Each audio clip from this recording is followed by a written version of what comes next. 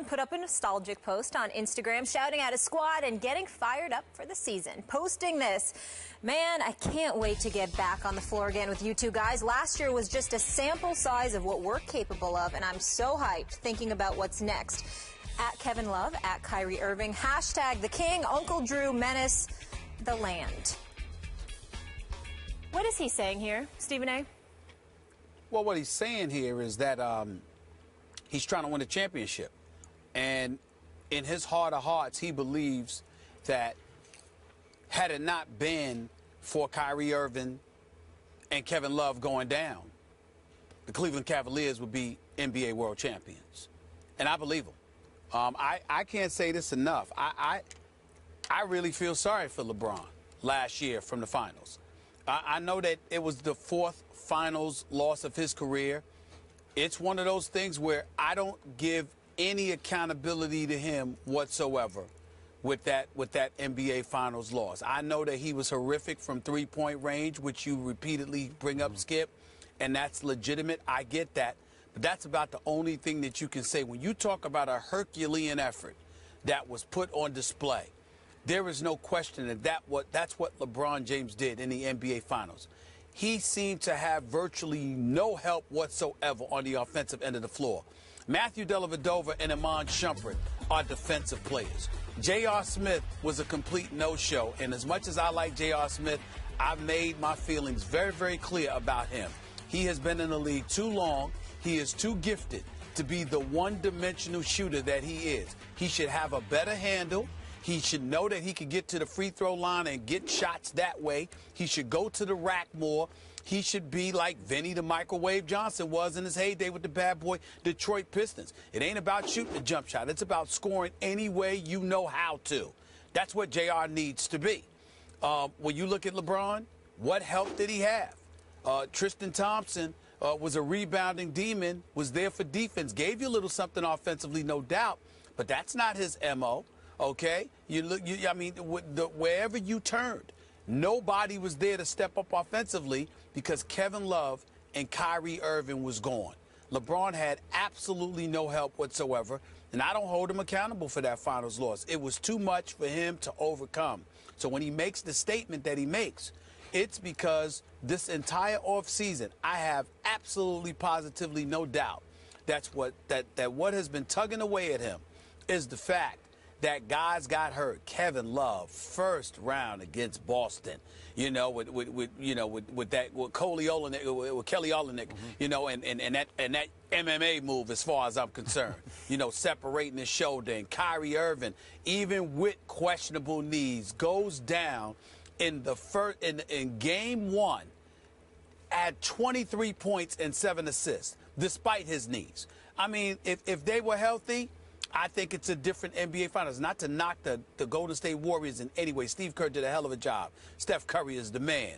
But I would have loved to see those guys healthy. And I think LeBron James, that's exactly what he's saying, because he firmly believes if that were the case, they would be standing here as NBA world champions right now. So they got some business to go in hand. Okay, before I deal with your larger point, are you suggesting now that Olynyk cheap-shotted Kevin Love, that was a dirty play? Skip, I said that today. I don't remember you saying it was dirty. I thought we both agreed they just got tangled up a little bit. No, I said, listen, that looked like an MMA move to me. I didn't like the move at all. I'm not going to call him dirty or whatever, but I think that particular play, he did not have to do what he did, which led to the separation of Kevin Love's shoulder. You're going for the ball. He didn't have to grab his arm that way. Now, I'm sure he did not intend to separate his shoulder. I don't think but so. It was a suspect move on his part. I'm not saying he intentionally hurt the shoulder, but it was a suspect move. Okay, back to the larger issue. Are you sure that LeBron wasn't sending a between-the-lines Instagram message to make excuses for what happened in the finals? Because that's the way it struck me. He was making excuses as we approach this next basketball season. I don't look at it that way, Skip. I look at it as fact. You can call it an excuse all you want to, but to me, excuses are things that you look for to rationalize your deficiencies.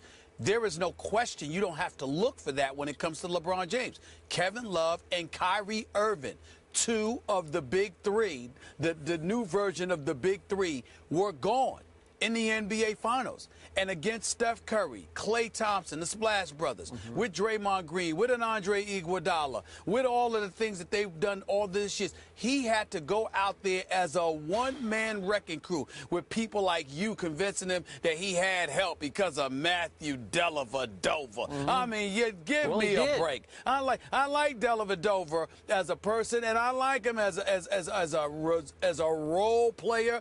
But to be the guy that you had to lean on in the NBA Finals as your point guard, just stop it. LeBron James virtually had no help. Now, it was supposed to be JR who showed up and offset the loss of Kevin Love and Kyrie Irving to some degree. And J.R. Smith was a no-show because his jump shot wasn't falling, and he continues to be one-dimensional. He's better than that. He's more talented than that. He needs to step up and diversify his game. Okay. But outside of it, but had he done that, it would have been a different result, too. Okay. I just think that, no question, Kevin Love and Kyrie Irving, you don't have to look for those excuses, Skip. They're not excuses. They're facts. Okay. I'm not trying to give LeBron a pass. Okay, now it's that I've fact. allowed your revisionist history as you look back at what happened in the finals, I'm going to give you my take on what I saw when we were at the NBA Finals. I actually was there in Cleveland, so it counted for me, too. Usually I just watch on TV, so it counted. You were there. You were in the arena, so it was counting, but I was there, too. So for me, that game actually counted.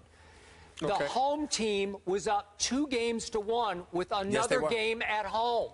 So the game 4, that fateful, what was it? Seemed like it was a Wednesday or Thursday, middle of the week night. Thursday. We're there.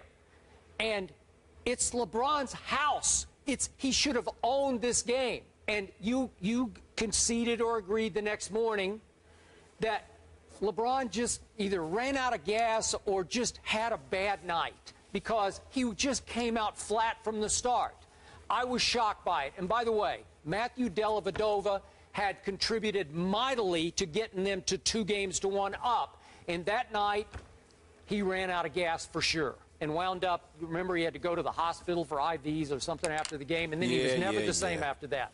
But listen, Tristan Thompson had been showing up. Mozgov had been showing up. I thought Shumpert, to a degree, had been showing up. Obviously, JR had not been showing up. LeBron James had been showing up for the most part and should have showed up that night, because I think you would agree with me. If LeBron gutsed it up in Game 4 and they win and go up 3-1, don't they hang on to that? I think they could figure out a way to get that one home. Literally, come back home and clinch. So to me, I was so disappointed in LeBron James that night that I'm not going to give him the injury excuses of losing Kevin Love and Kyrie, because we are now revisionist history. You can't say that, because they were in commanding position to virtually close the deal. The best player on the planet in his house. Really? Skip, and you can't do that? You look at it that way. I look at it differently. And again, I'm not trying to make excuses, but unlike you, I'm not comparing him to Michael Jordan either. Here was the situation. Steve Kerr made an adjustment, inserted Andre Iguodala into that starting lineup. Andre Iguodala comes off the bench. He's in the starting lineup. He drops 22. But more importantly, he helped to up the pace, to dictate tempo, because they had surrendered tempo to Cleveland. They had fallen victim to a slower pace of play, which worked to their disadvantage against the size that Tristan Thompson and Mozgov was throwing at them in games 2 and 3. Game 4 comes around. LeBron James is completely and utterly exhausted. More importantly than that, somebody by the name of Skip Bayless had been absolutely positively raving about Matthew Dellavedova and Delly. That's all you kept saying in front of folks in Cleveland. Well, they got caught up. Let me finish. They got caught up in the sauce, getting caught up in Matthew Dellavedova. What happens that game? He shoots 3 of 14. He finishes with 10 points. Can't buy a basket. Don't even get me started with how he shot in games 5 and 6. How about JR? But in game 4. In Game 4, he shot 3 of 14. So LeBron's looking for him. JR shoots 2 of 12 in that game. He gives you absolutely positively nothing. So LeBron, who's averaging more than 40 minutes, who's got to carry the load both offensively and defensively, was spent. It's that simple. Anybody who watches basketball, who knows basketball, knows what happened. I'm not sitting there. Listen, if LeBron played like garbage, I would be right up here saying he played like garbage. But it was not that simple. You get to a point where you're running up and down the floor against these brothers, these Greyhounds, and you have virtually no help whatsoever on the offensive side of the ball. And inexplicably, I might add, David Blatt, what does he do with Timothy Mozgov? Barely nothing for the rest of the series. Everywhere LeBron turned, he had no help on the offensive side of the ball. And they got blown out in that game, if you remember. It wasn't like it was a close game where he didn't show up.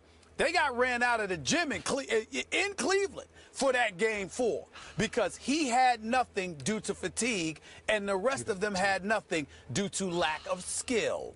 I thought he was the fittest player on the planet as well as being the greatest player on the planet.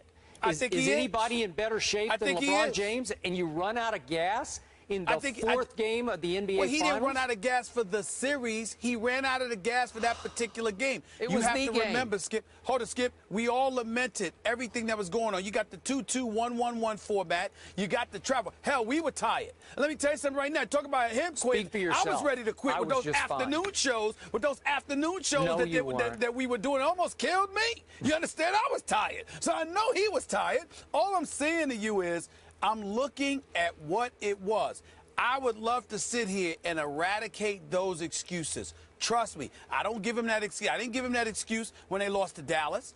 I didn't give him that excuse when they lost to San Antonio and they got obliterated and ran out of the gym in 5 games. I didn't do that. But this particular series, well, wait a minute. So if you want to make an argument and look for excuses, you can find anything. I don't roll like that. Here's the reality. The brother was tired. He was vastly outnumbered. Kyrie Irving and Kevin Love being gone and J.R. Smith not showing up to do what he was supposed to do were death knells. There's no way around that. There's no way around that. I don't even count these finals losses against LeBron. I really don't. I really don't. He had no shot. Okay, maybe he's not the greatest player on the planet. Maybe we're setting his bar too high. If that's the point, then I'm good with it. All right, if that's the point you want to, I'm not going to go that far. I don't see a player in basketball better than him. I know Kevin Durant thinks he is. I think Kevin Durant is number 2, could easily be number 1, but he's got to win a chip before he's ready to claim number 1. And I love me some Kevin Durant. The brother's big time. But at the same time, I'm not going to give him the edge over LeBron, not just yet. But at the same time, look at the mileage. See, you want to ignore all of these things. I'm sitting there saying to you, Skip, I get it. When you were talking about him being scared to go to the free throw line years ago, when you talk about him in pressure and clutch situations, I get all of that.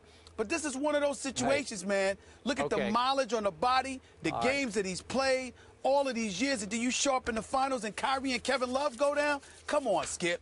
That's just not fair. It's not fair to ignore that. It really is. Okay, I give up. You're right. He ran out of gas. You should. Poor LeBron. He deserves excuses. Skip concedes. On this one. Okay. On this one, he does. I can't wait to see a healthy. I know, of course, a healthy Cleveland squad here. They're still the clear-cut favorites to win it all, according to Westgate Las Vegas Superbook. The Cavs. I don't agree with that. But guess who's number 2, Even with Skip? them, I don't think they're the favorites to win it all. Guess who's number 2? Your Spurs. Well, as my man just said here, seriously? I mean, the Spurs should be the favorite. I don't think they should be favored ahead of the Spurs. No. Oh, no, I don't believe that. Thank you. No debate. Now we're talking. No debate. Just wrapping things up here. See, they're on the same page now. See what I do? All right. Reggie Wayne is a Patriot. Let's all hug it out. Maybe hard for some Colts fans to swallow. Did he make the right choice? We'll discuss that next.